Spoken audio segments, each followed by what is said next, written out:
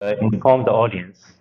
Today's event is sponsored by the Order of Pen, and we are thankful for them to donate their mic and loudspeaker to us. So we really appreciate that.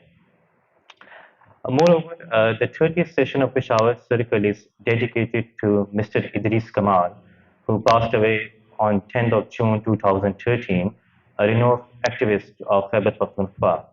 It is important to highlight that Idrees Kamal was the first person to sign Peshawar Declaration, which aimed at promoting the notion that militancy and terrorism can be dealt with literature.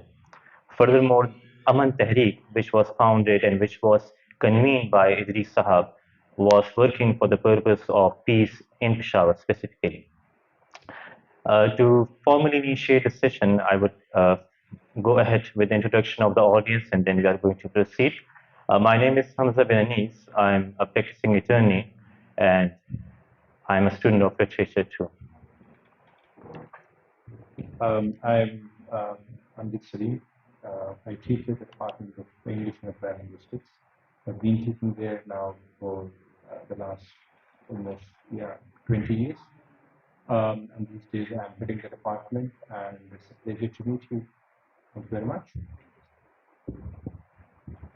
My name is Fatma, and I'm going to present a terse introduction to the Order of Pen. We are an internationally functioning literary organization. We provide ample opportunities to budding writers and budding poets, not only the ones who belong to our regional domain, but international writers are there as well. Now, if you ask me what is the most intriguing and the most distinct facet of this organization, which we lovingly refer to as TOOP, I say that it's the fact that it's a multidisciplinary organization. We don't just cater to people having a literary background. You can come from any academic background and you can participate in our contest, in our discussions as well. So we are working very hard to preserve and promote the essence of art, not only in Peshawar, but in all cities of this province. And I'd love for you people to participate in this venture and join us. So if you have any queries and if you want to join, there's our help desk. You can go there and you can register yourself or any good writer or poet that you know and you think deserves a chance. So that's Thank you very that. much for your introductions. To further initiate the proceedings of this session, I would like Mr. Harris to give an introduction of the author, David Crystal.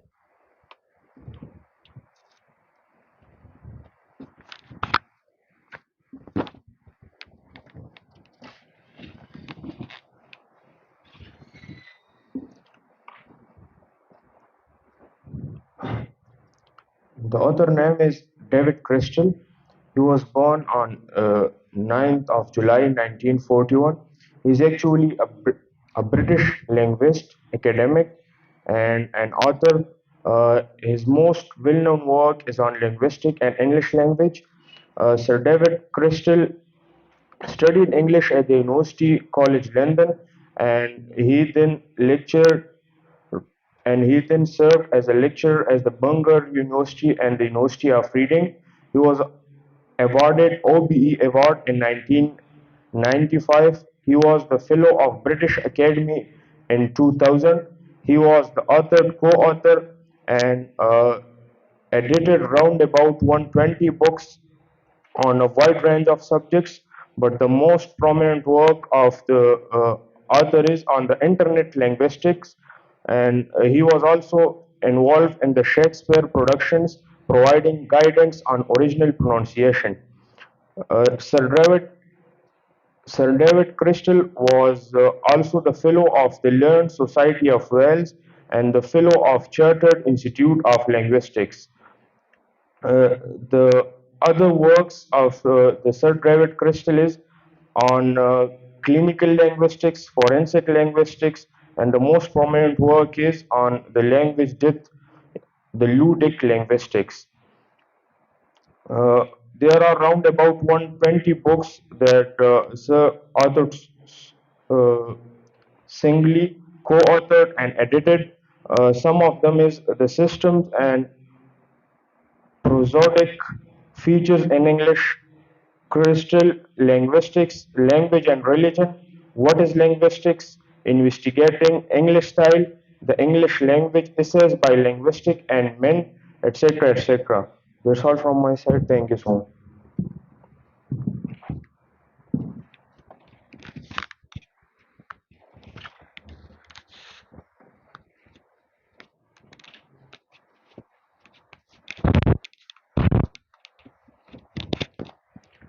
Thank you very much for the introduction of the author. Before we commence the session, I would like to inform the readers and the participants about the rules of Peshawar Circle. First of all, we all are learners, not experts, not specialists. Don't judge, and you won't be judged. Furthermore, all are equal regardless of the age, appearance, and status. Please do not impose.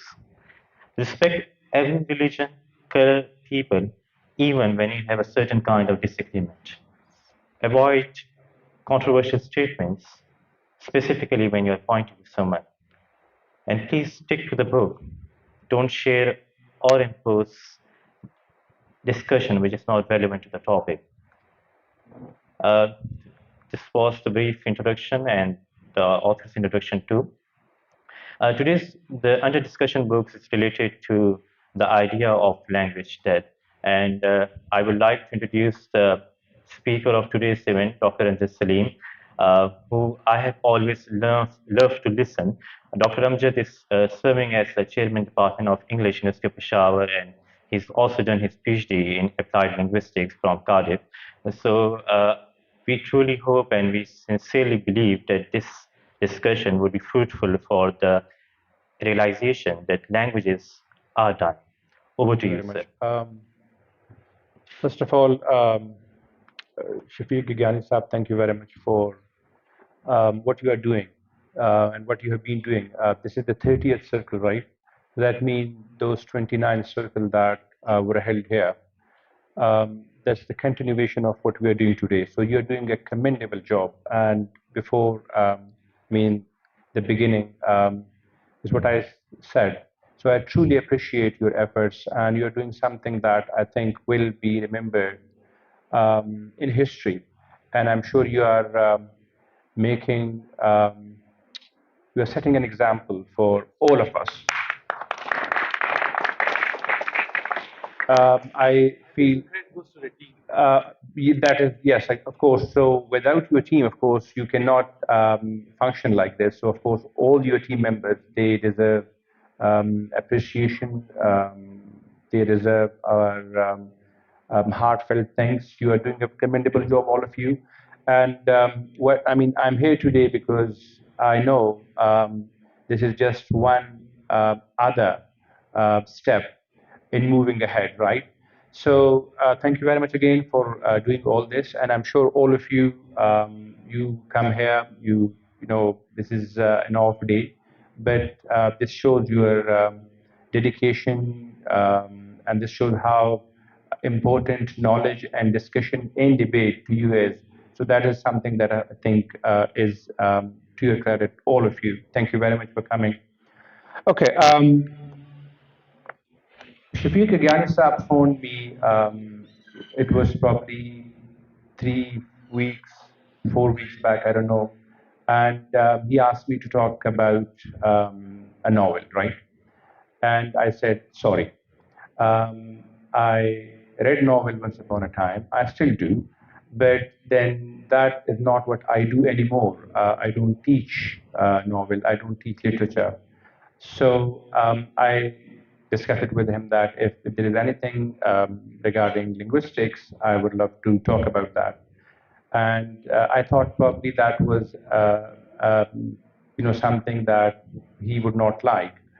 But then surprisingly, he said, yes, we can do that. And that was where and how we started this. Then the book, we discussed that, and then Hamza, he talked to me a couple of times, and all this. So I'm here today in front of you discussing all these things with you because Shafiq Saab and Hamza, we talked about all these things, and we're going to now proceed with the discussion. Why you might be wondering, why I chose this book for discussion today, Language Death. Um, I could have chosen something else. I could have chosen, I've been teaching linguistics. I have been researching linguistics. So I could have chosen anything from linguistics. But no, I said I would talk about language death, right?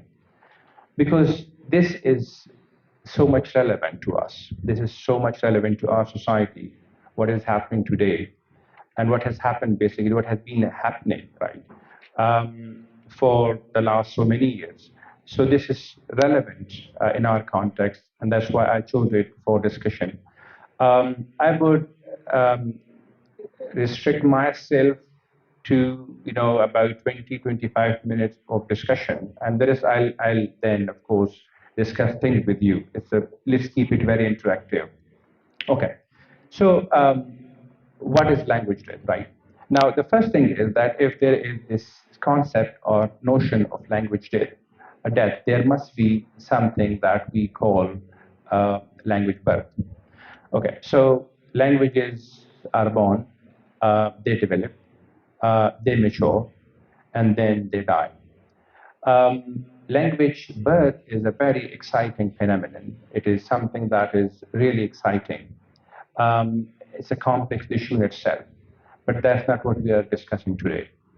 um, how language matures and how language develops, and how that language then becomes a tool of communication for a speech community. That in itself is a very interesting phenomenon, a very complex thing in itself, but we're not going to discuss that either. What we're going to discuss is language death, that languages die. Okay? So if they die, then why do they die, right? And if they die, we need to know the reason. And when they die, and if they die, how do and what do we learn from it? What do they mean to us? Like this, what does it mean to us? This language death, and how can we stop languages from dying? Can we do something about it? Can something be done about it? And if something can be done about that, what can that be? So that is, of course, the major argument that we will basically, our major argument will be revolving around these topics. So as I said, the main argument in this book is that languages die. And when David Crystal wrote this book, that was in 2000, it was basically where around that time other books were also written. But this book has kind of the argument that it presents here. That is, he has really hit the nail on the head.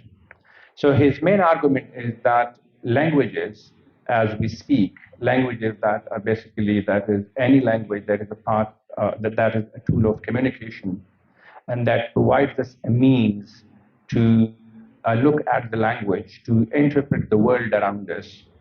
When a language dies, it's not only the death of a language, it's the death of a culture that that language represents. Because the, the connection between language and the culture, they are unbreakable. Any language cannot be separated from the culture that it represents. So when we see a language dying, or when a language dies, we are poorer, one language less in the world. And with one language less in the world, we are poorer than we were before. Okay, so the death of a language leaves us poorer. Okay, and that poverty is, it can be explained in several ways. We are poorer because we lose not only a tool of communication, a tool of interaction, but also a window onto the world. because a language provides us a window onto the world. How we see a world, how we interpret the world, how we understand the world is basically through the language. And every language provides us with a unique perspective on on the world now. So when this happens, there must be a reason for that, right? So languages can die, according to David Crystal, for various reasons. One reason can be that the population, the speech community, the people who speak that language, they die. uh, they are eliminated, right? All of a sudden, for example, whatever number of people speak a particular language, they die. So there are, for example, catastrophic events, there are floods, there are earthquakes, there is any other natural calamity, and that results in the death of the population, the whole cell, like that population, that speech community dies, and the death of that speech community results in the death of that language. So there is no more, that language is no more available to the speaker, and that's gone. That can be one reason. Um, there can be military or political reasons as well. Um, Different nations, different states, countries, they invade other nations, other countries. And when a nation or a state invades a country, um, the first thing they do, or one of the first things they do is they replace the language of the indigenous people with their language, the language of the invaders. And this is important. This is something that we need to discuss. Why is language such an important thing for invaders?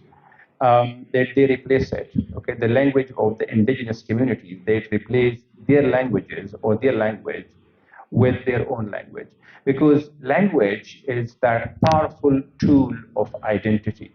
Language is an identity marker.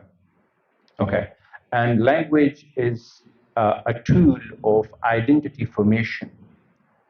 uh, who I am is what I speak. Okay.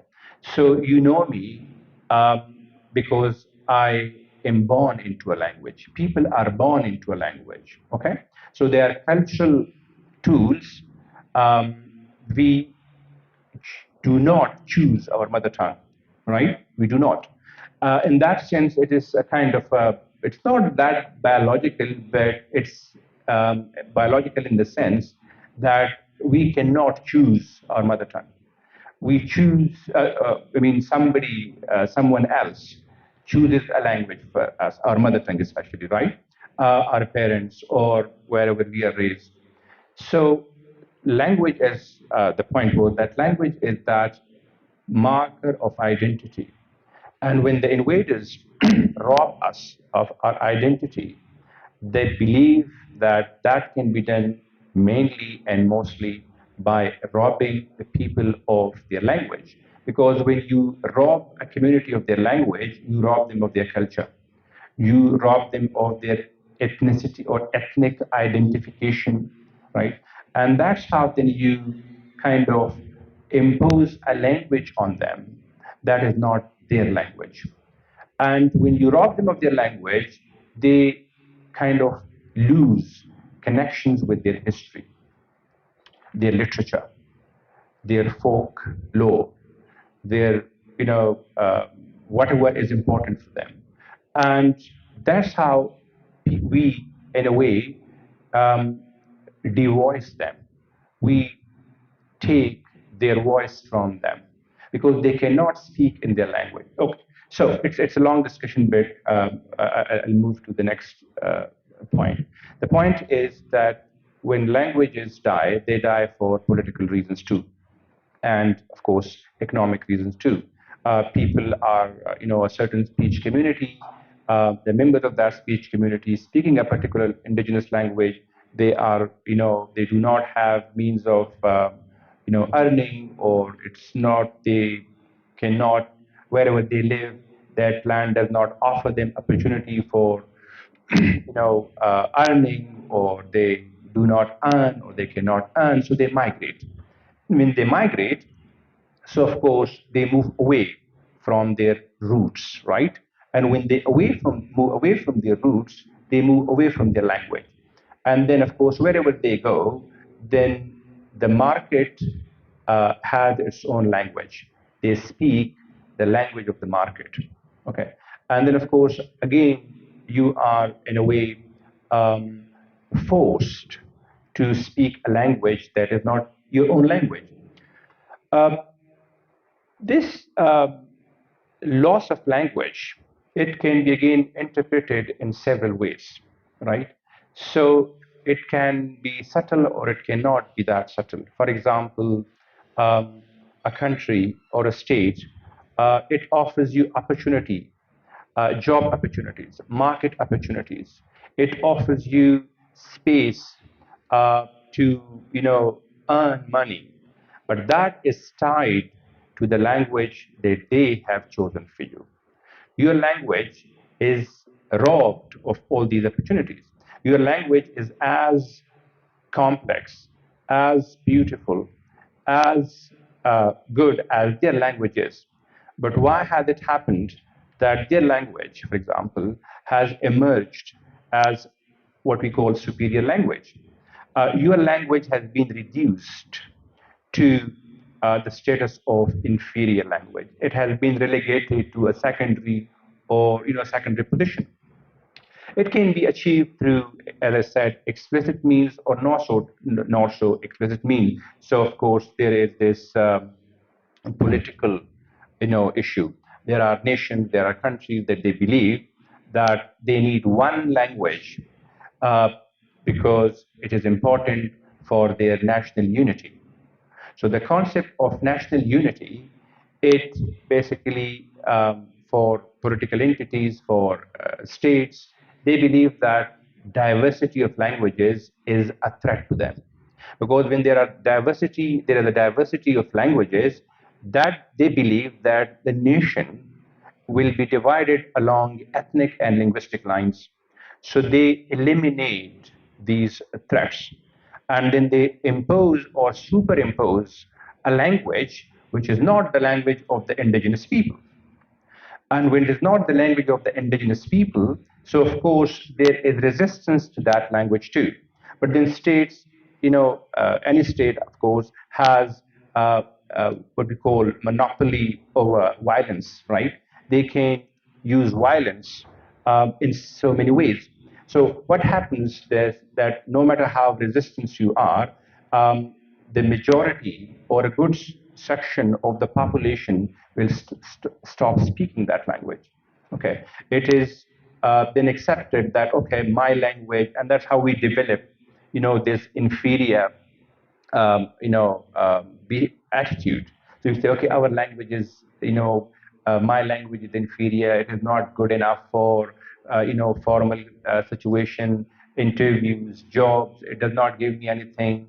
It is not the language that we can use on formal occasions in, on television debate. It is not the language of the court. It is not the language of bureaucracy. So what is there in that language? We then, of course, what we do is we on our own, but that is a very soft way of doing it, as the state does. We on our own abandon our language. Okay, that is what the author calls language murder. Okay, the concept of language, there are so many relevant then terms or terminologies. Language murder, and when people on their own stop speaking their language, that becomes language suicide. But no one will stop speaking his or her language, okay, on their own. There are always forces, coercive forces, right? They force them to stop using that language. Having said that, language basically, when you speak a language, this is not only how you position yourself, it is also a marker of solidarity. You speak a language because you show your solidarity with the people that you belong to or the group you belong to. We speak a language sometimes because we want to distance ourselves from people. And we speak a language because we want to get closer to people. All these things basically are part of a speech community. What happens in the process that whenever there is a speech community, there is no monolingual speech community. Every speech community, it is what we call bilingual or multilingual community. There is what we call multilingualism or bilingualism is a norm. Monolingualism is not a norm. Um, the invaders and those who basically, control the means of production and the means of distribution. Let's call it English, for example. It is the language of wider communication. It's lingua franca, right? And by virtue of being a lingua franca, people have stopped using their own language, right? And they are little aware of the loss uh, that basically is happening to them. They're little aware of that. They do not understand the magnitude of the loss. Okay, because as I said earlier, losing a language is not just losing a certain number of sounds. It's not just losing a certain number of grammatical structures or a certain number of words. Okay, it is losing your identity, and it is like kind of losing your roots. So you are rootless, right?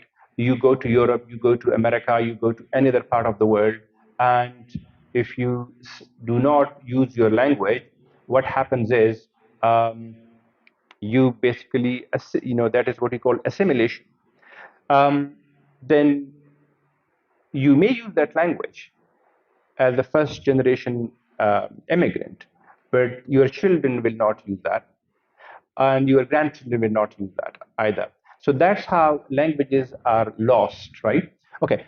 The argument here in this book is that there are endangered languages, right? Languages that are endangered and that are on the death of what you call that are on the verge of death.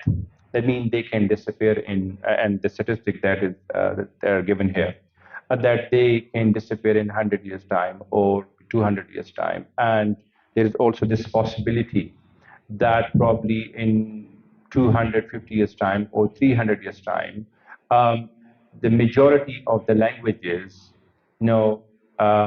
probably they would have died. And that means we will be left with a lesser number of languages available to us. That is a loss because the more the number of languages that we speak, we have a bigger, as we said, and a wider understanding of the world. Because that's how we interpret the world through multiple means, multiple perspectives.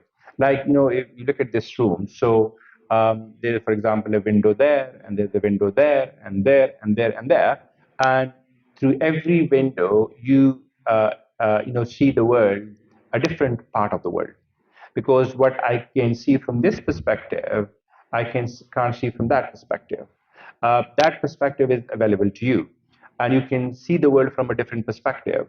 And if we start looking at the world through multiple perspectives, we are richer people. We are richer, okay, as opposed to a monolingual speaker who is, and the research has shown that bilingual speakers or multilingual speakers basically they have cognitive advantages or monolingual speakers.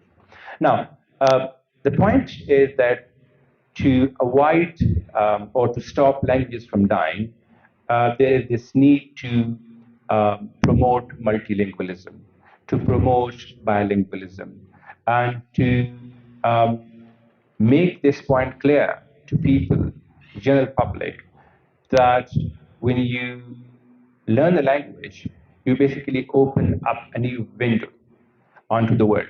But that does not mean that learning a new language should make you lose the language that you speak. And that is important for your identity. Okay. To sum up the argument, he says that now that it is a fact and that we know that languages are dying and there are languages that are on their way to die. What can be done to stop them from dying? What can we do? Of course, the state has, the major role here. Um, any progressive liberal state that has any claim to liberal values, democratic values, it is its responsibility to work for the promotion of all languages, to work for the promotion of all dialects.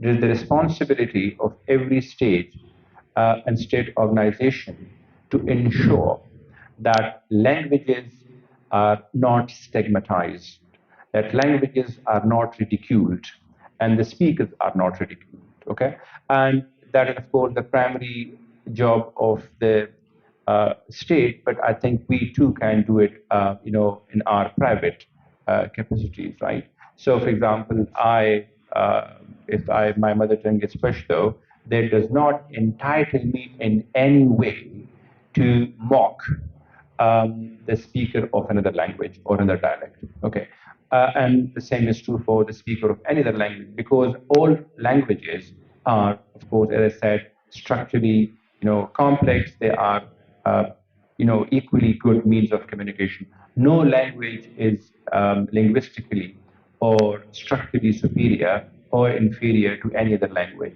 It is basically the social um, status, the social factors they play, or political factors they play their role in stigmatizing or ridiculing the language of certain people, the dialect of certain people, and of course the speakers of those dialects and those uh, uh, languages.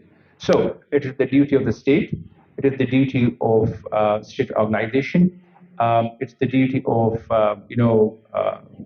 individual media, of course, media platform, organization, NGOs. It is their job, of course, to raise consciousness, right?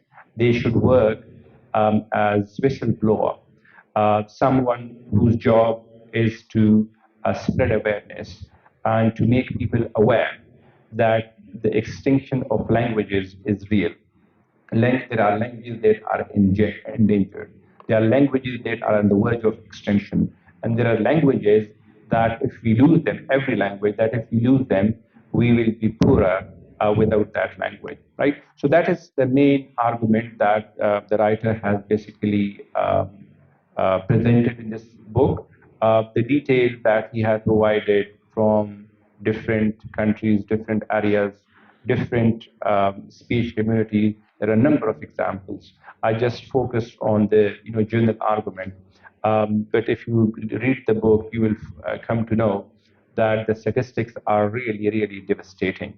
Okay, they are really something that should worry us, because one of the languages that is spoken here might be probably not available to us in 20, 40, 50 years' time. Dialects will not be available to us, probably 50 or 60 years from now. And big languages that we believe, are at the moment, they are really big languages, and there is no apparent threat to them, but you never know, given, the globalized, culture, the globalization, and the capitalist economy. It will basically destroy whatever comes its way. So languages will be the basically, I think, it will be the victim, or most languages will be the victim of this capitalist, imperialist, economic system that is in place. So all of us, I mean, I mean, last final point here is that we need to work in our individual capacity, and also if we have connections, to lobby in favor of protection of these languages. I'm not sure if there is any such organization that exclusively works for language rights or language protection. I think Shafiq Saab is in a better position, and I think we can use this platform I don't know if it's a culture with you or not, but if we can have some kind of a resolution from this platform that goes from here, asking the government and the government bodies to come up with a comprehensive plan that basically works for the protection of indigenous languages, dialects that are not spoken by many people, so the number is not that big. And if we can do that, I think that can be the starting point where you never know that may become a big movement tomorrow, and that may happen, for example, in the revitalization of languages that are probably in danger of extinction, probably in 50 or 20 or 100 years time. Thank you. I think we have all this idea that there are three fundamental concepts of life which I believe. There is birth, there is death, and there is rebirth. The notion of this book and what the author has tried to summarize in the end of this novel, this book, I would say, is a kind of hope for the future, a bird of faith, I would call it. Because he says that as I write this book, many languages have died, and this book was written in 2004, and now it is 2023. So a long, long time has passed. And specifically in context to Peshawar, what I believe is that many languages, ethnic languages, have passed away.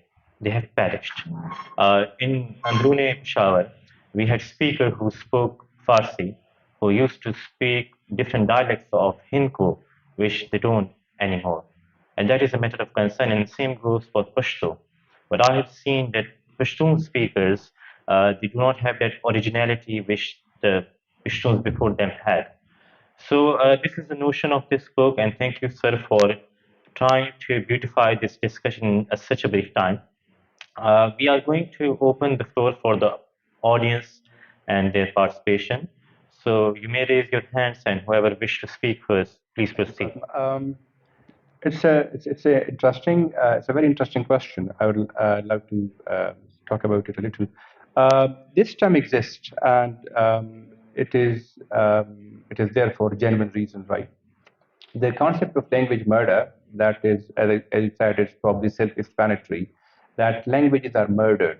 Okay, they are killed, and they are killed by, as we said, military, invention, political reasons. There are states that do not support languages, that do not basically, rather, they try that there are languages, probably there are threats to their existence and their unity and unification. So they basically work against those languages, actively work against those languages. Policies are made that, yes. So that is basically how they plan to murder languages or kill languages.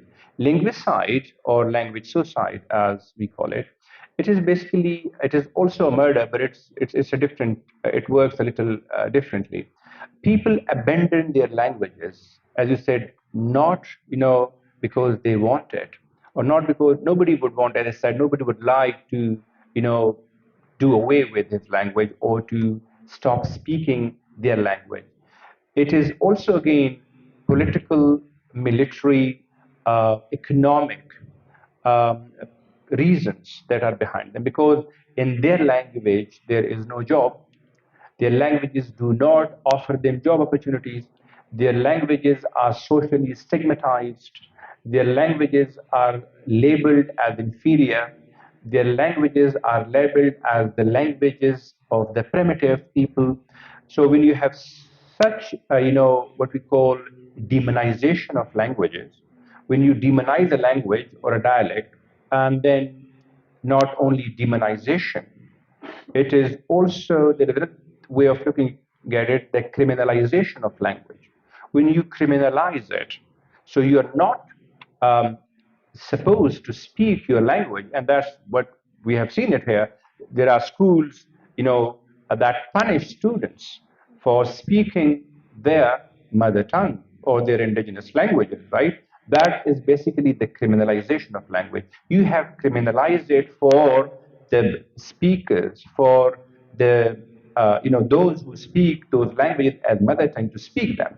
When you criminalize a language, you demonize it, then people would, of course, abandon it because they don't see any value in speaking that language. So then that's how it becomes a language suicide or linguicide. And if, Yeah. thank you, I misheard you or I did not, I'm not answering the right question, please do correct me. Your question was about sudden death and that you believe was a shock. It is a very shocking thing. Um, just like a human being, he or she is alive one day and the next day he or she is dead. How do you take that? That's a very devastating, shocking thing.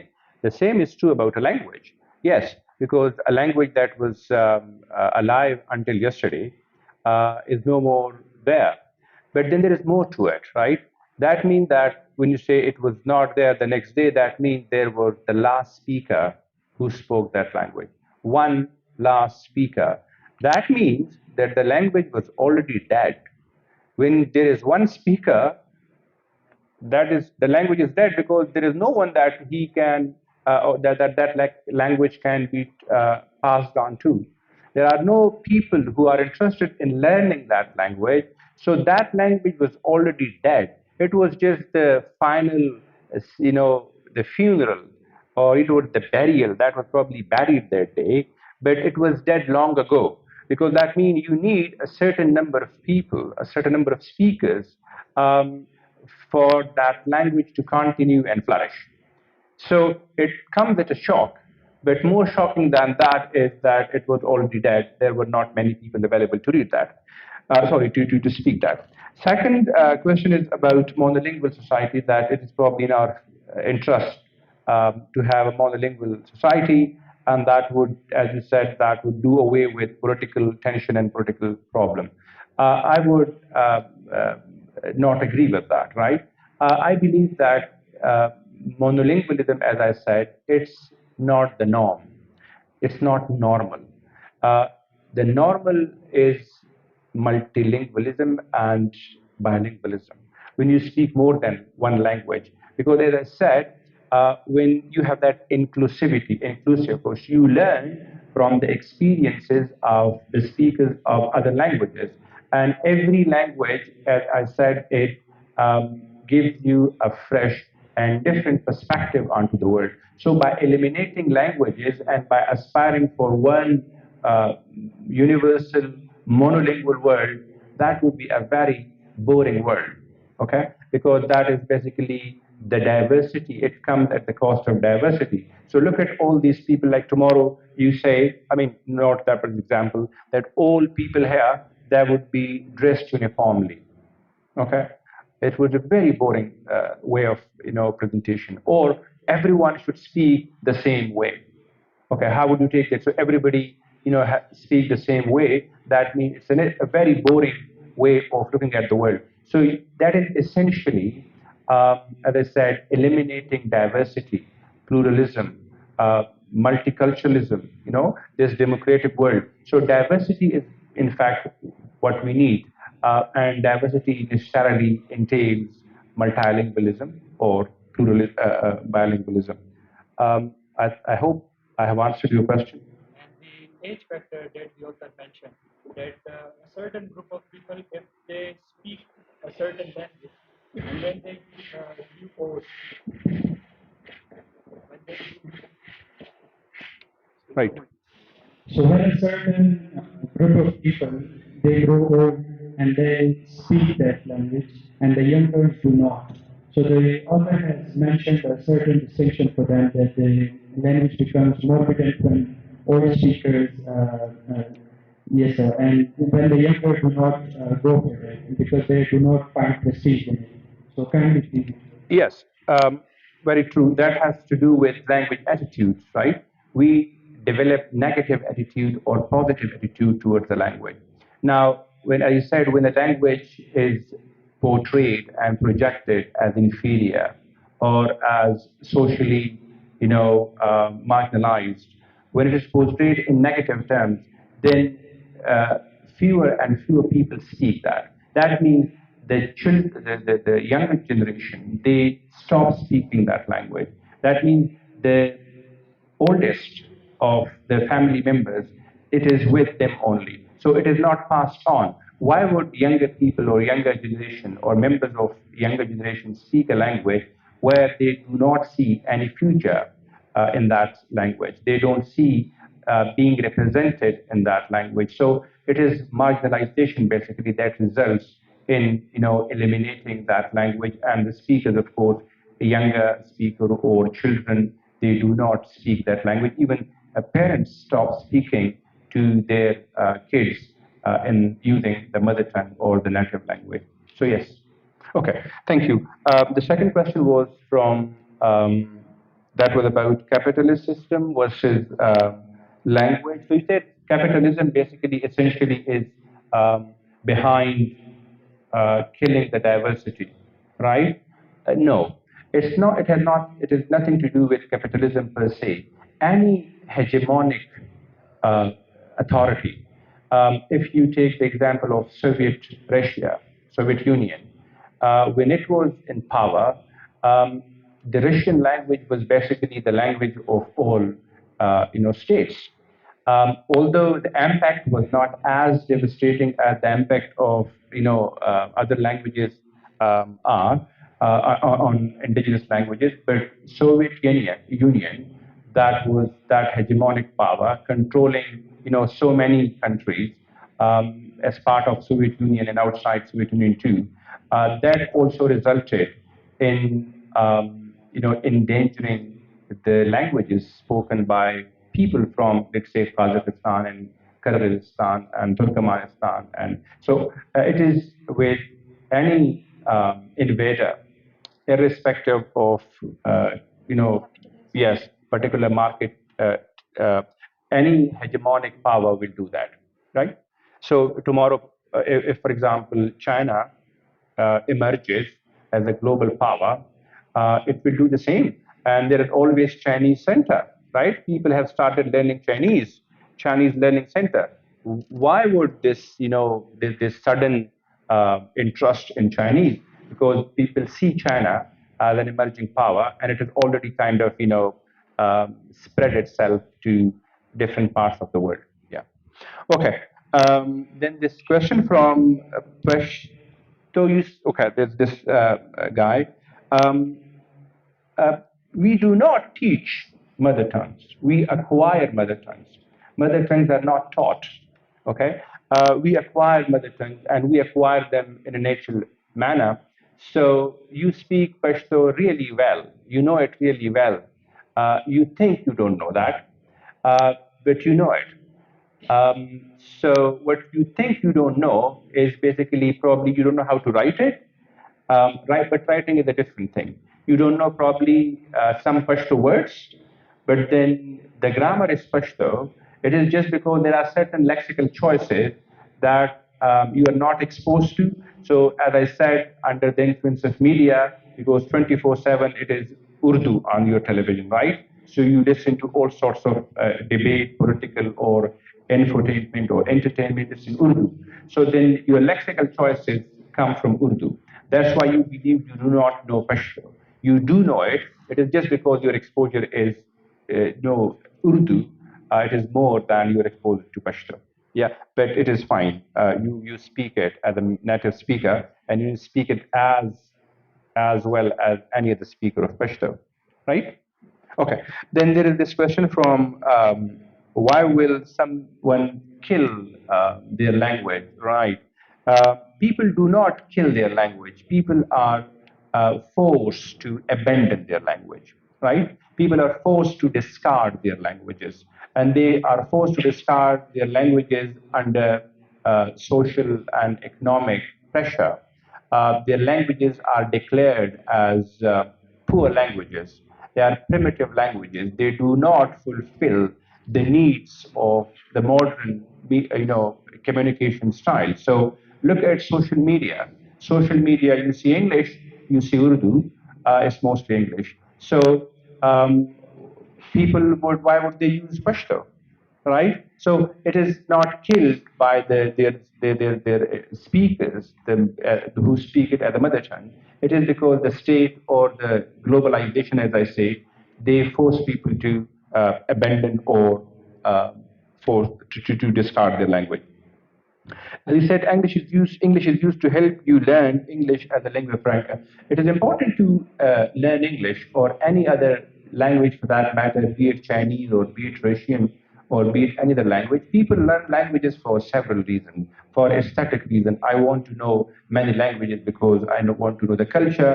I want to know the music. I enjoy the music, the French music or Spanish music. I just want to know the culture of Spanish culture or French culture. So aesthetically, it appeals to me. So yes, but when you teach a language as part of your school system, that is important. Yes, there is no denying the fact that we need to have certain languages, more than one language to speak, but that should not result in the loss of your own language, right? There is this concept that we call additive bilingualism. One is subtractive bilingualism.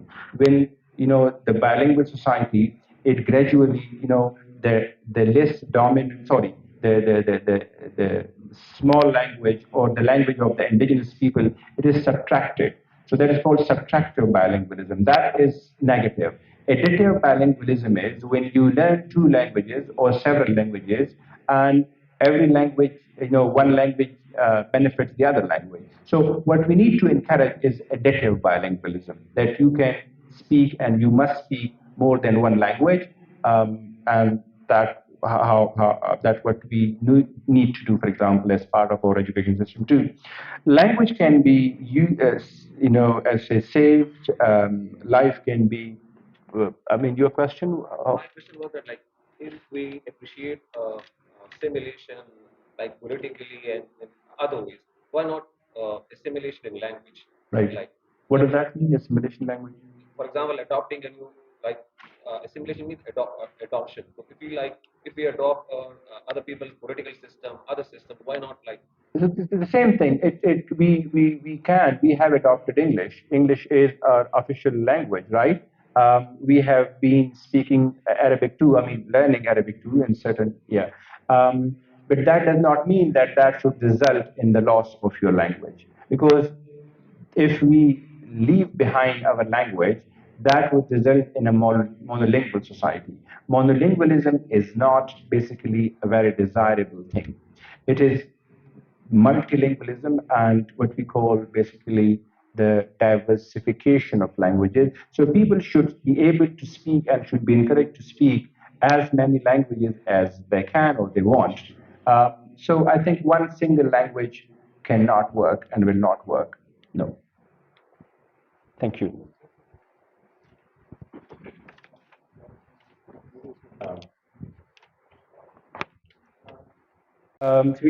First of all, maybe, okay, so preservation, what does preservation mean when we say to preserve a language? Does it mean to preserve it like we preserve things in a museum? That means that the language is dead. So preservation does not mean to museumize a language, like we have preserved a language and now it's a piece in the museum. We go and we look at it, we enjoy, wow, there's a beautiful, artifact, a beautiful piece of art. And yeah, no. When you say preserve, if you preserve a language that way, that means that is already dead. You are just recording it. You have recorded it and this is for people to see. But the language is dead. Preservation then mean in the context of language, it's to revive, it's revival. Okay? To preserve a language is to revive it and to revitalize it and to make it available to its speakers and to make it available to the speaker and to restore its status as a prestige variety. That is basically what we mean by preservation. If by preservation we mean to put it as a piece of art in a museum, that means that the language is dead. And once a language is dead, it cannot be, there is no way to bring it back to life. Right? Of course, no way. There is only one example where, of course, a language has been revived, That is Welsh.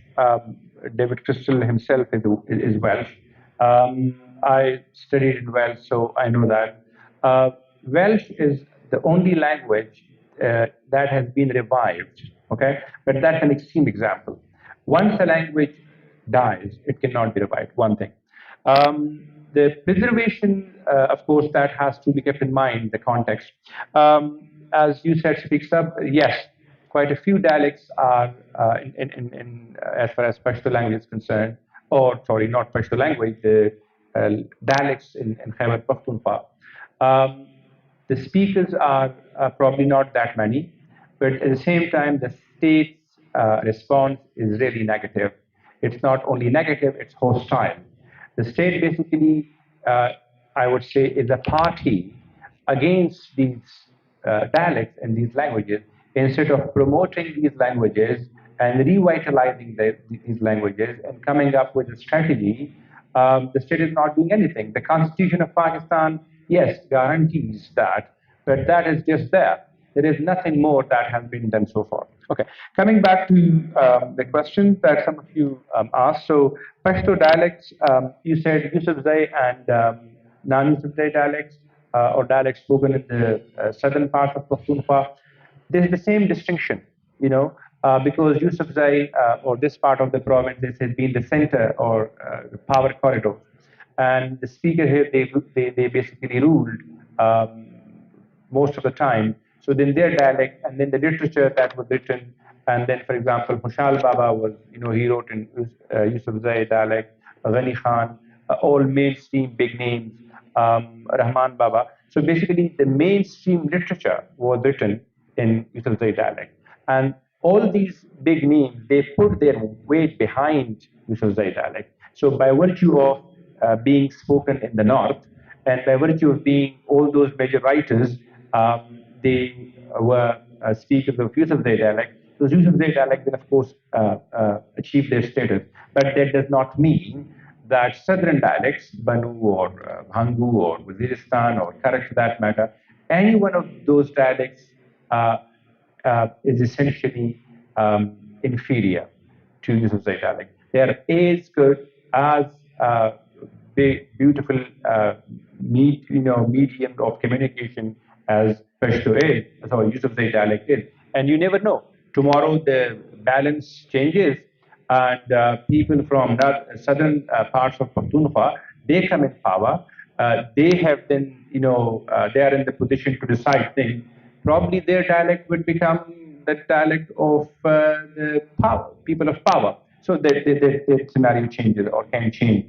Pashto being taught in schools, any language, of course, that is a way to revive it and to revitalize it, yes, that can be done. That is an option. Then, of course, the issue is what to do about other dialects. Okay, because Pashto is a major language, so you do that. But what about Turwali, for example? What about Balti? What about China? What about, for example, other dialects? That's a really really demanding task. It needs a lot of money, effort, will, and of course investment. Then there was this question about ethical consideration in preserving a language. Sorry, what was that? Ethical consideration in what?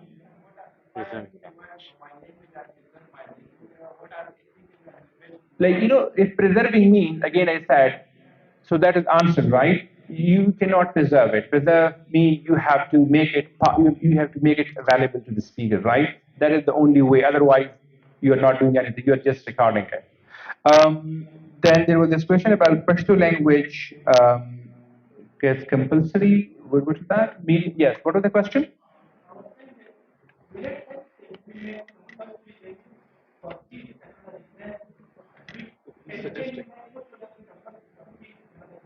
Right. So my discussion, I think, it should not be taken that I am educating one language, as something that has to be promoted. No, the point was to basically arrive at this, informed understanding that all languages, of course, have to be respected.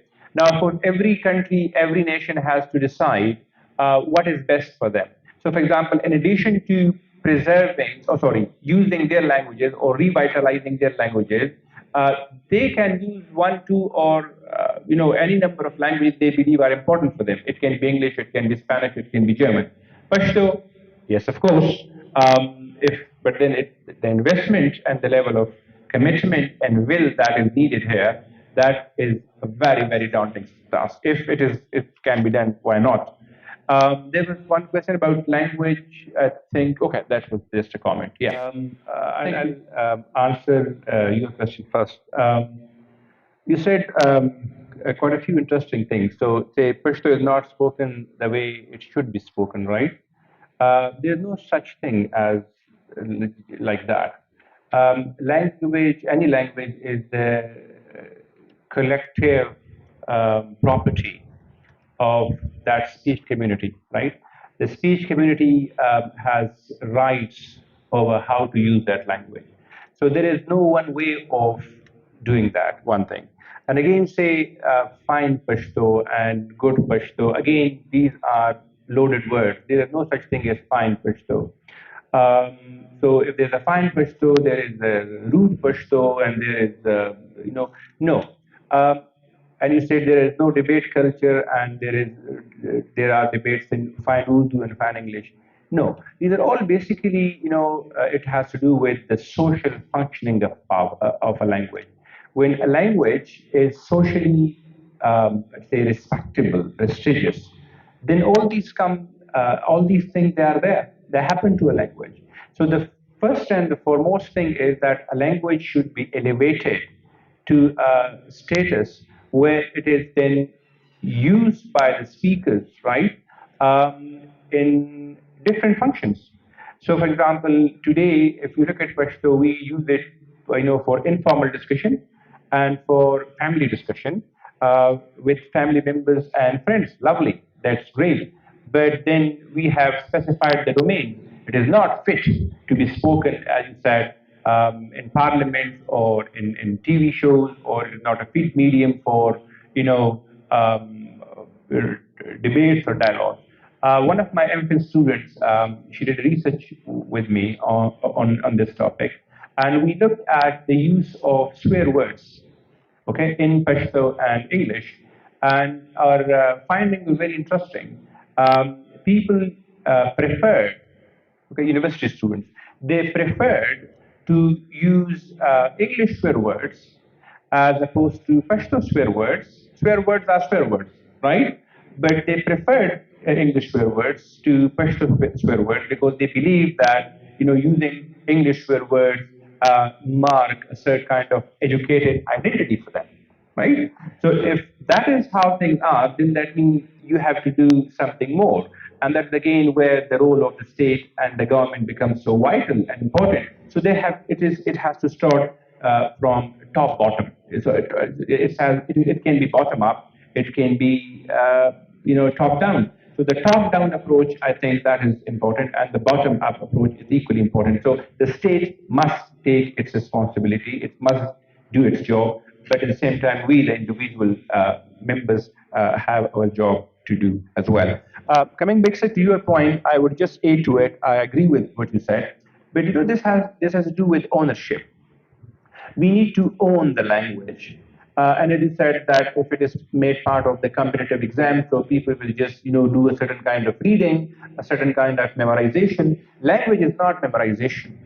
Language is not about memorizing certain sentences or certain poems or certain texts. Language is basically, it's part of our daily life. It's part of our identity. As I said, I am what I speak, right? So if we do not take that ownership, if we do not speak it as part of our collective and individual identity, then no matter of exam stuff and passing exam and memorizing poem and poetry, that will not do. In today's world of globalization, it is all the more important to use it. There are quite a few things just to. We do not count in Pashto, for example. We can do many things, but when it comes to counting, so it's say 1, 2, 3, 4, 1, 2, 3, 4, 5, but we do not say yo, dwa, tre, salur, pinza, pasu rupe de, 50 rupe de. So why? That part of language is basically at risk. I mean, people do not know how to count it Peshto. Then look at names, the way we name children. How many of we basically name children in our languages, right? So it is imported names. So when I say ownership, it's a big thing. We have to take ownership of the language in so many ways, right? There was this question about social. So yes, what is that? No language is superior than other. Yes. There are some social and political factors. What Yes. are the two Social factors. Yes. Social factor, for example, as I said, education. You need to have a degree in English. You can get a job, a good job, only when you know English. That's social. You can move up the social ladder uh, only when you know Urdu or English. Okay, so it's a social. So your social status basically is tied to your language. So education, your job, your interaction with people, your status. If you speak English, like a native speaker, or if fluently, know that people take you seriously, as opposed to Pashto. If you start speaking in Pashto or any other native language or dialect, you are identified as someone rude or crude or primitive or someone who lacks sophistication. So all these are those social factors basically that are there at work. Then there was this other question. It was about the future. What was that? It had something with right. Okay. Then there was this question about Fatma. You asked that question. It was about the Which one is the one most effective? effective way to Most, yes. preserve the language. Now, there is no one way, right? First of all, as I said, we need to define this, how to preserve a language. If by preserving we mean that, so yes, to promote or revitalize or vitalize the language, that means basically there is no one way. It is a collective effort, and government, as I said, top down and bottom up. So government bodies, state authorities, and individual at family level, they have to do this job. And this nationalist politics, or what we call nationalism, it revolves around language politics, language and nationalism, because language is not at the center of political conflict. Political conflict are always political territorial, but language is always there to support it, to aid to the conflict. That has happened in in Canada, in Quebec. That has happened, in fact, in Wales, right? And that is happening in our part of the world too. So the major conflict is political, but then language is there to aid to the conflict, and it is then, of course, yes. So there is no one thing that we can say that can be done to preserve a language. It has to be a collective effort, and an effort at a scale that basically involves a lot of financial support, money, time, and dedicated staff, and people who are aware. Okay, so this language awareness is really important. I mean, people who know that what language means to them. Yeah. Thank you. Was there anything else? Right.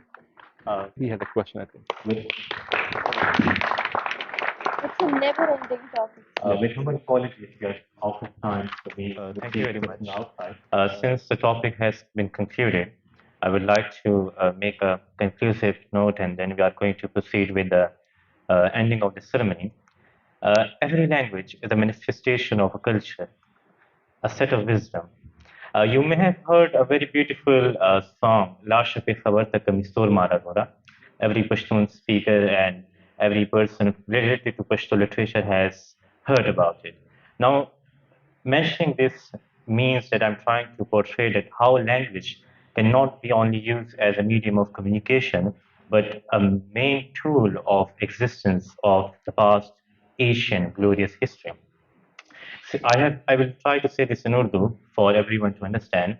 18वीं सदी में बाजोड़ के करीब एक लड़की रहा करती थी जिसका नाम था फरहद।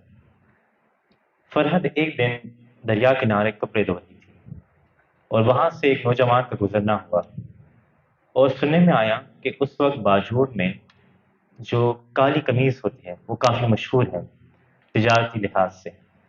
तो फरहत ने उस नौजवान से कहा कि चूँकि आप बाजोड़ जा रहे हैं, तो आप मेरे लिए काली कमीज़ ले आएँ। जब ये बात फरहत के भाइयों को पता लगी, तो वो वहाँ फ़ौरन आए और उन्होंने फरहत को वहाँ मार दिया, दरिया किनारे। और जिस जगह पे उसको मारा, वहाँ पे कुछ दिनों के बाद फूल उगना शुरू हो गए। इस वजह से आपने ये जो सुना होगा, ये पहले था लाड शाह बाजोड़ था, कमीसोर माल अरोड़ा, ताज़ा ताज़ा गुलूना रेसलोर माल अरोड़ा। और फिर 1970 में हुमायूं के नाम से एक शायर थे जिन्होंने इसको पेशावर से रिप्लेस कर दिया गया था, लाड शाह पेशावर था।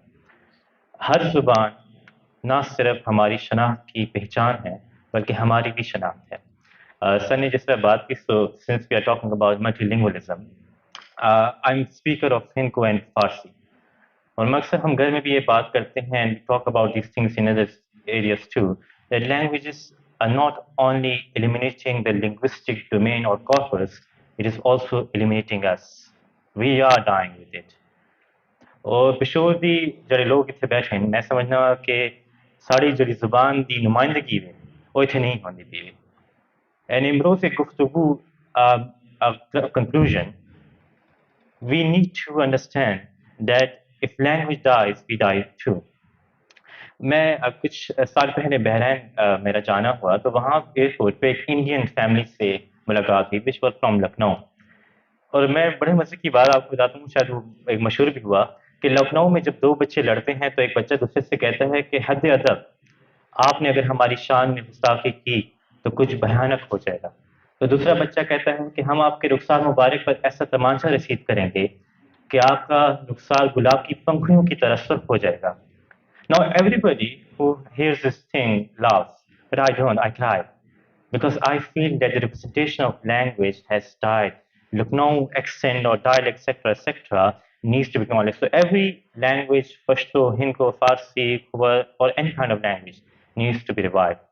Roger Bacon once famously quoted that knowing many languages is a doorway to wisdom.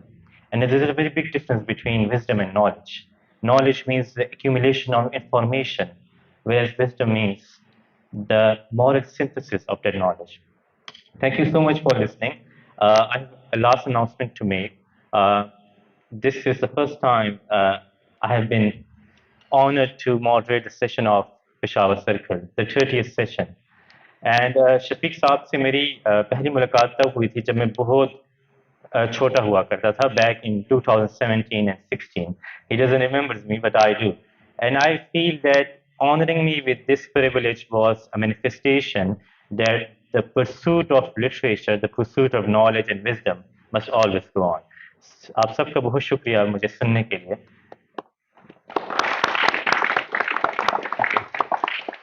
और आखिरी बात यही कहूँगा कि ज़ुबान इंतहाई ज़रूरी है और ज़ुबान के साथ उसके नुक्ते बहुत ज़रूरी हैं। वो शायर ने कहा है कि मैं दुआ दुआ लिखता रहा, वो दगा दगा पढ़ता रहा। मैं दुआ दुआ लिखता रहा, वो दगा दगा पढ़ता रहा, एक नुक्ते ने महरम से मुजरिम बना दिया। So the same ideas applies to the language. Language and its complexities needs to be interpreted in the light of ample evidences. Now I would like to mention something. Since today's event's 30th session is collaborated with the Order of Pen, I would like to ask Mr. Noman Saleem to present a token of gratitude to Mr. Amjad Saleem, the today's speaker. A big round of applause for both of them.